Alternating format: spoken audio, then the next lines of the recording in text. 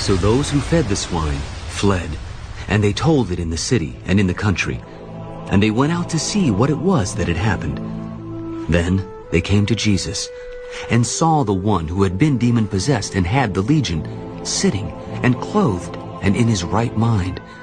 And they were afraid. And those who saw it told them how it happened to him who had been demon-possessed and about the swine. Then they began to plead with him to depart from their region. And when he got into the boat, he who had been demon-possessed begged him that he might be with him.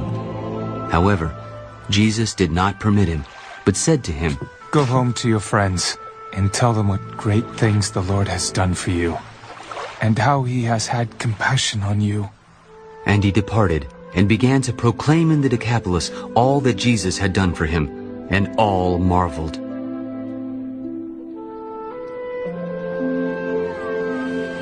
Now when Jesus had crossed over again by boat to the other side, a great multitude gathered to him, and he was by the sea. And behold, one of the rulers of the synagogue came, Jairus by name. And when he saw him, he fell at his feet and begged him earnestly, "My little daughter lies at the point of death. Come and lay your hands on her, that she may be healed, and she will live." So Jesus went with him, and a great multitude followed him and thronged him. Now a certain woman had a flow of blood for 12 years, and had suffered many things from many physicians. She had spent all that she had, and was no better, but rather grew worse. When she heard about Jesus, she came behind him in the crowd and touched his garment. "If only I may touch his clothes, I shall be made well." Immediately, the fountain of her blood was dried up, and she felt in her body that she was healed of the affliction. And Jesus, immediately knowing in himself that power had gone out of him, turned around in the crowd. "Who touched my clothes?" You see the multitude thronging you, and you say, 'Who touched me?' And he looked around to see her who had done this thing. But the woman, fearing and trembling, knowing what had happened to her, came and fell down before him and told him the whole truth. "Daughter, your faith has made you well. Go in peace and be healed of your affliction." While he was still speaking, some came from the ruler of the synagogue's house.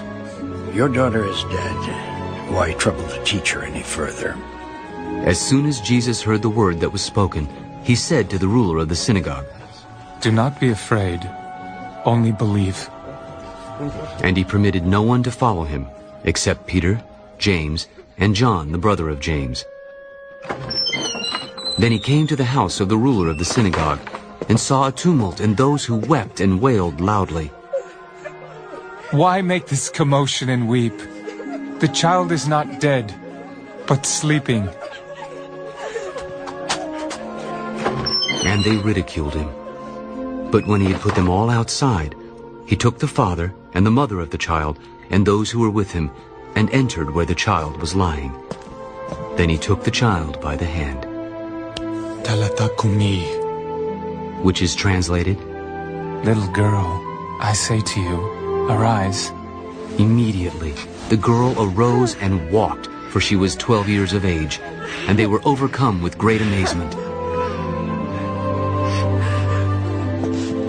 But he commanded them strictly that no one should know it, and said that something should be given her to eat.